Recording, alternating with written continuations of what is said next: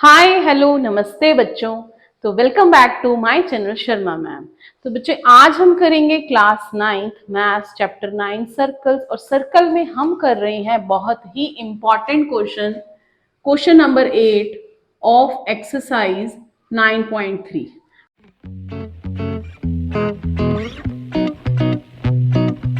If the non parallel sides of a trapezium are equal, हमें दिया हुआ है कि ट्रेपीजियम की जो है नॉन पैरेलल साइड्स इक्वल हैं। तो सबसे पहले ट्रेपीजियम बना लेते हैं। ये हो गया हमारे पास trapezium A B C D. तो यहाँ पर ए बी साइड जो है सी डी के पैरेलल है। ठीक है, नॉन पैरेलल साइड्स हैं A D and B C. तो ये इक्वल है, A D is equal to B सी।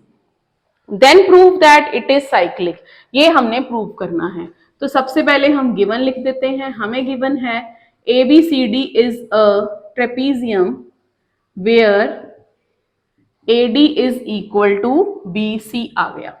अब प्रूव लिखेंगे, क्या प्रूव करना है? टू प्रूव लिखेंगे यहां पर कि ABCD इज अ साइक्लिक।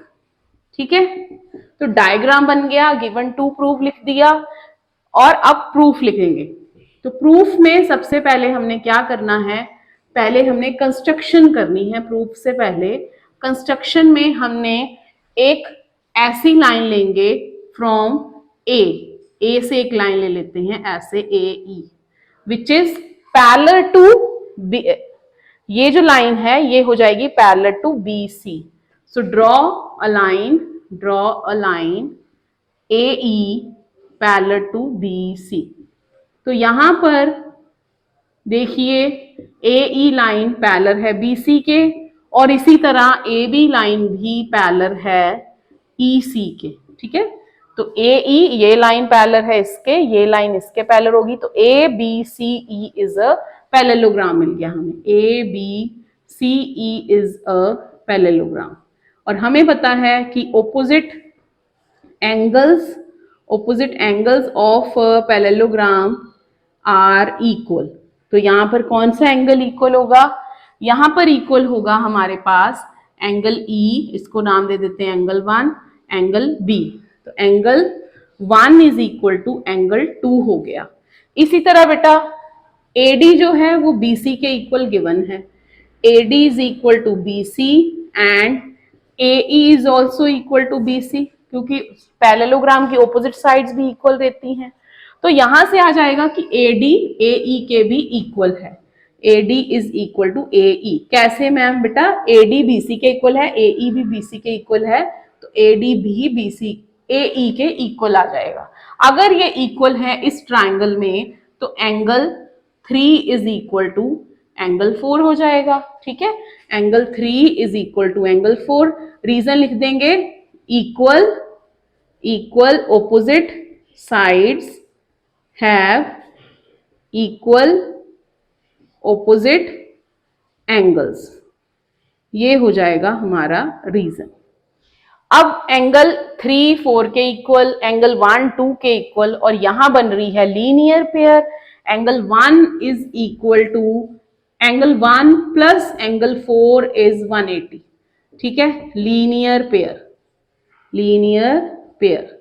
तो बेटा हमने साइक्लिक प्रूव करना है। तो साइक्लिक के लिए दो चीजें प्रूव कर सकते हैं। Angle A plus angle C 180 होना चाहिए, angle B plus angle D भी 180 होना चाहिए। इन दोनों में से अगर एक बात प्रूव कर दोगे तो हमारा आंसर आ जाएगा। तो एंगल 1 और 4 का सम तो 180 आ गया लीनियर पेयर से।